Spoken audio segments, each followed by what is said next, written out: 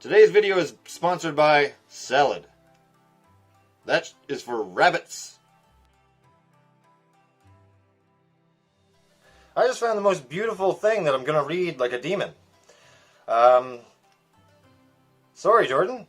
Turns out you're a genius, like me. I don't know why you kicked me out of your club. I'm going to show you something that I can do with your words. It's going to be amazing. Here, from the Book of Patch, Chapter 3, Advanced Kabbalistic Tarot, page number 37. On the nature of good and evil. Why is there evil and badness in creation at all, if all things are based on principles of goodness?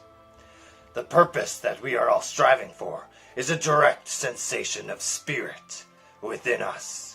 This means specifically the experience of it, rather than simply the mental comprehension of an idea or a visual abstraction for us to wrap our heads around.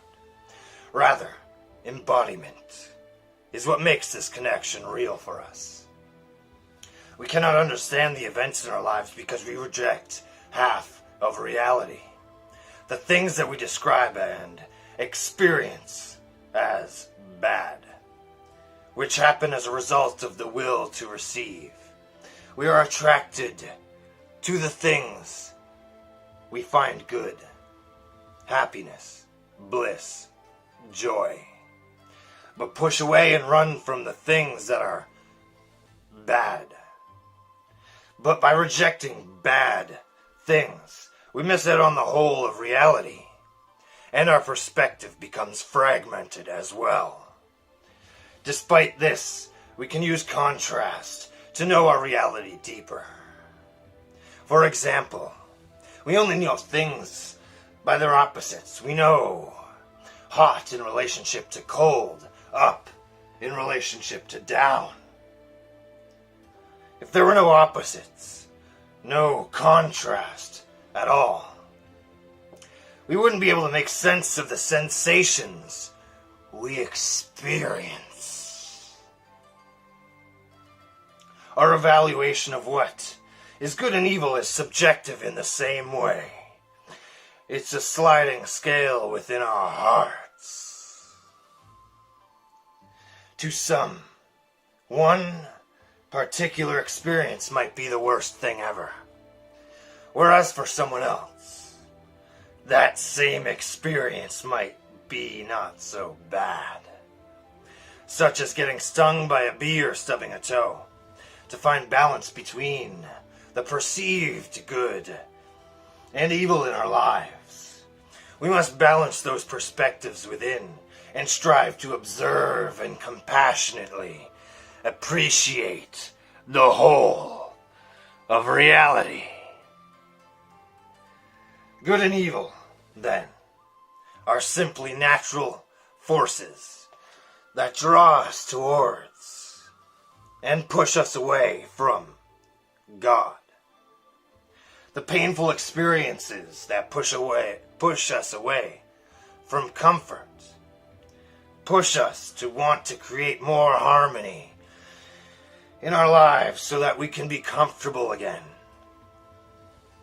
These bad experiences also tell us where we are out of balance, so that we can identify clearly what needs healing within.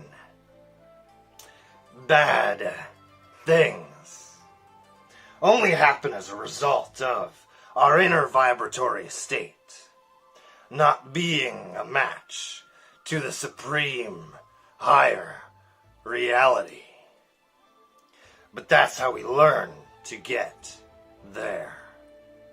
The greater the desire to experience the Creator grows within us, the greater our inner capacity for light becomes. The light exists all around us all the time.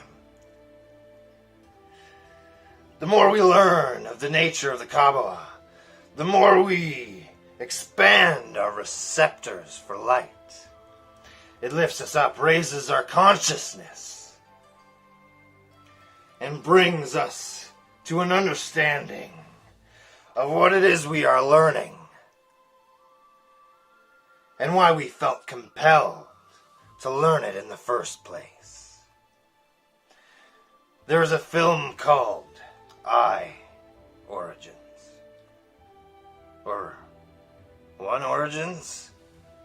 Which describes this through an analogy of a worm who does not have the receptacle for receiving light.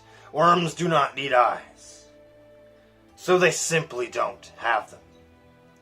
However, just because the worm has no ability to receive light does not stop the light from being all around it in every way. We can relate to this ourselves. For just as we have no receptacle to receive the Spirit, doesn't mean that it's not everywhere and all around us, moving through us all the time. This is a brilliant film, and I highly recommend it to those on the spiritual path.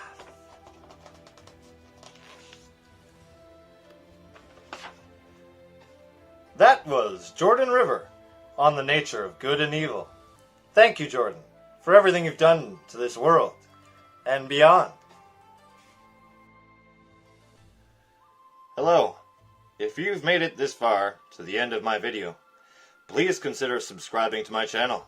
It really helps me out, boosts my confidence. I already have a large ego, but a big head?